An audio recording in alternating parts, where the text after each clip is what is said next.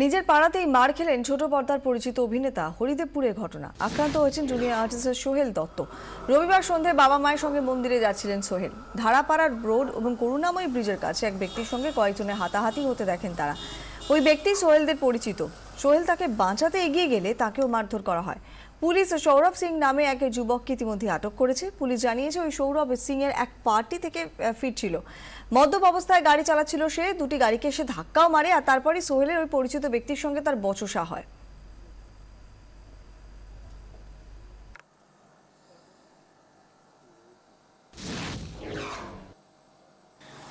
তো আমরা এগিয়ে গেলাম, তো যাওয়ার পরে ও বলছে আমার নাম সানি, ঠিক আছে। ডিকে ঘোষাল যে ওখানের এসিপি আছে, বলে এসিপির বাবা পর্যন্ত আমাকে চেনে, আপনি তো জানেন আমার কিছু হবে না, যা করার আপনি করে নিন। তো আমাকে ধরে এরম নিচে ফেলে জামা ছিঁড়ে মারা হলো।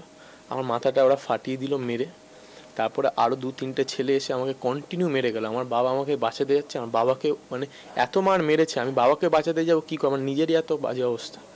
বাবাকে আমি বাঁচাতে যাচ্ছি, আমাকে আরো পাচ্ছে, মাকে ঠেলে অটোর উপর ফেলে দিচ্ছে। অসহায় ফিল আমি কাঁদছি যে আমার ছেলেকে মেরে ফেলে, আমি তো একা।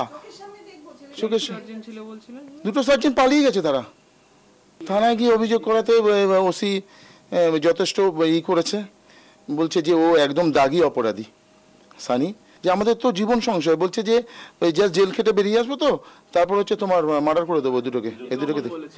অ্যাক্সিডেন্ট ঠিক না, হয়তো চেপে দিয়ে বেরিয়ে গেছে, এরকম একটা কিছু হয়েছে।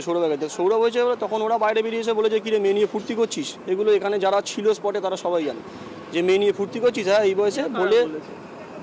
ওদের গাড়িতে যারা ছিল, এবারে যে ভিতরে পিছনে মেয়েরা ছিল তাদেরকে হাত ধরে টানাটানি হয়েছে, ঠিক আছে। এবার ওই জন্য ওরা আগে গেছে ভাঙড়ে, যে একটা এমসি করিয়ে তারপর থানায় আসবো। ততক্ষণে এরা এসছে, ওদের মাথা ফেটে গেছিলো, ওরা এসছে, এসে ওখানে একটা কেস করেছে।